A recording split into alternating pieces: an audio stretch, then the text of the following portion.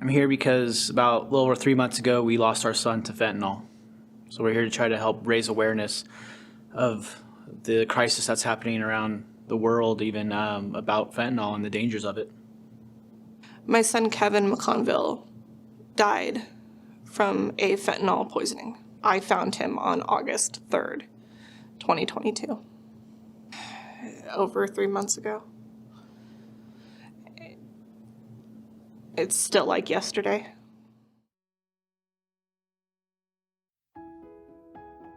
We were a close family. We did a lot of things together. We tried to go outdoors, especially being new to Texas. We've only been here for about 11 months. We decided to, come down and we wanted to just go out and explore everything together. So we like to anything outdoors. Go to the Lady Bird Lake. Go out on the kayaks. Go hiking. Just discover new things around the city, and try to just grow as a family and start our new life here. Things were going great with everything. Kevin made friends right away with school.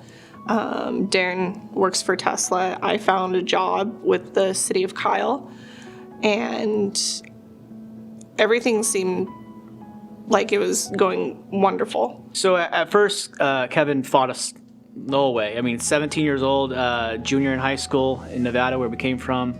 Didn't want to leave his friends, anything behind. Lake Tahoe is absolutely gorgeous. We actually lived in the valley. It's called Douglas County, or Carson Valley. And that's where Kevin grew up, was in that area. He went to Douglas High School, where both my husband and I graduated. But he knew he wanted to, go with us and be a family. We had family there, and we thought about maybe even having him stay there just to finish out his high school. But he didn't want to. He wanted to be with his family. He wanted to come down with us. So he adjusted quickly, even though he fought us the whole way. Like most rebellious teenagers, he didn't want to listen to us. But he quickly made friends, found a girlfriend. He got a job pretty quick. Things like that. He just really started to connect with everything around him, and he started to really love the area. He started to go out more and exploring. He was into photography and skateboarding and things, and he really liked to go out to the city and just explore and take pictures and find new things. And he just really fell in love with it, I think. He was just being good, Anytime I asked him to do anything, take out the trash, do the dishes, clean your room, clean out the litter box, things like that, he would do it. He never argued. It wasn't like it was back in Nevada.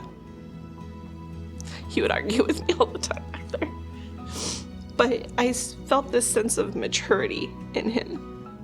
He was a good kid. He came home when we asked him to, for his curfew. He'd come home 10 minutes early. He was never late.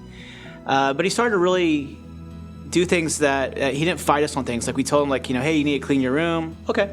And can you go pick up the dog, the poop out back? And okay, take the trash out. Yeah, no problem. And he did these things, and it was like we felt that wow, he's changed. He's becoming mature. He's becoming a man. This is awesome. And for us, it was life changing. We thought this is great. Something broke through to him, and he's finally getting it. And he told us that he was having some trouble sleeping, and so we got him just some over-the-counter sleep aid and melatonin, those kind of things to help him at night. So we didn't really think that there was any issues, and then we had the unfortunate accident where we found him dead. On August 2nd, that evening, I offered to make him dinner, and he said no. He was just going to go to bed. And so I said, I love you, and he said, I love you back. And that was the last time I saw him alive. Kevin was at home, his sister was at home, and so my wife, she came home during the day. It was, lunchtime, and thought that she would, bring them lunch. And so she texts Kevin, said, hey, I'm stopping by McDonald's. You want anything? And he didn't text back. Okay, well, he's still sleeping. That's not, anything different from a teenager sleeping until noon. So she came home and she didn't bother to bug him. She kind of, had lunch real quick. She had to get back to work, so it was a quick lunch. She brought some stuff for our daughter, and then she headed off back to work. And then that night, we got home and we didn't think anything about it. And my wife texted Kevin later and said something, hey, do you want anything else? Do you want some food, some dinner? And she got no response. So that day that I found my son, I had sent him a text message because we have a 2-story house and I don't like yelling. And he didn't answer me, which was unusual for that time. And so I was like, okay, maybe he is still sleeping. So I went upstairs and I knocked on the door just because he's a 17-year-old boy. And I had a little bit of light in his room because he likes his room dark. And I could kind of see the color of his skin wasn't normal. It wasn't anything. He didn't move. So I turned on the light just to kind of do a double take because he didn't say anything. I kind of yelled at him a couple times, Kevin, get up. Kevin, wake up. And he didn't move. So I went over to him and I touched his skin. I touched his arm. And it just felt hard. And I knew in that moment,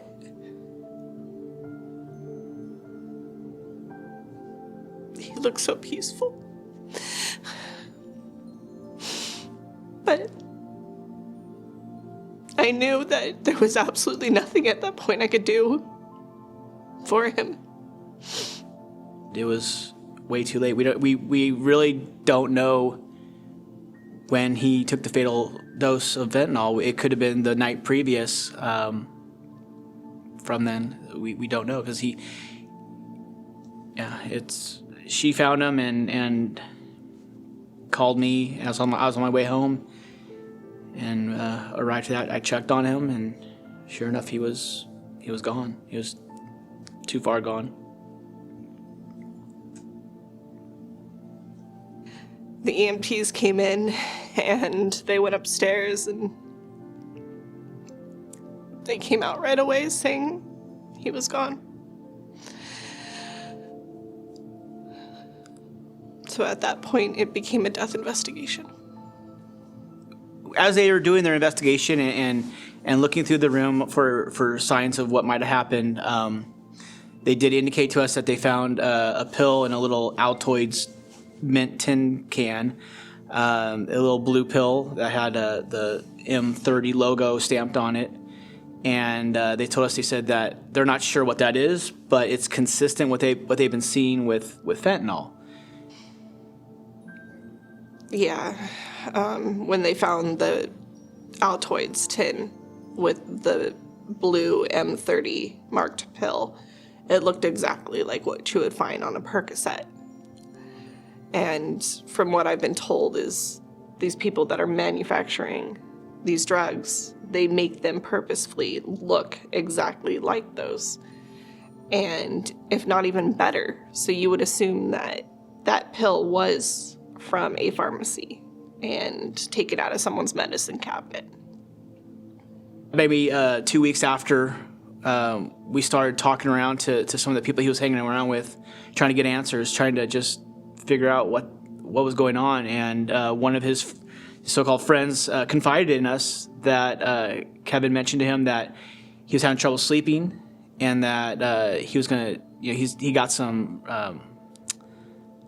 Xanax and some Percocets, and he was going to, take some of those to help him sleep. And so we had no clue. And I don't know. I mean, it's not like he had a bunch of money to buy anything. So we really had no idea how long he's been doing it. There was no real indication in his room, like a lot of baggies left over and anything like crazy like that, to know how many times he's ever done it. as far as we know, this could have been the first time. It could have been the 10th time. We really don't know. But it was the last time. We try to remember all the good times with Kevin. He was so smart, so creative. We haven't had a funeral. We didn't, we had Kevin cremated. So right now his ashes are just in a box in our house. We have a little kind of memorial for him right now. And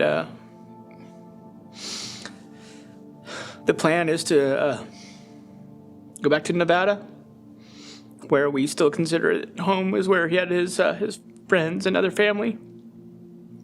And we're gonna scatter his ashes there. But home life has been a wreck. I don't want any other parent to have to go through this. I don't want someone else to find their child like I did. And to make sure that my daughter has everything that she possibly needs to grow up without worrying about her mom and dad constantly crying. I need her to know that we love her very much, and we're still gonna be a family no matter what.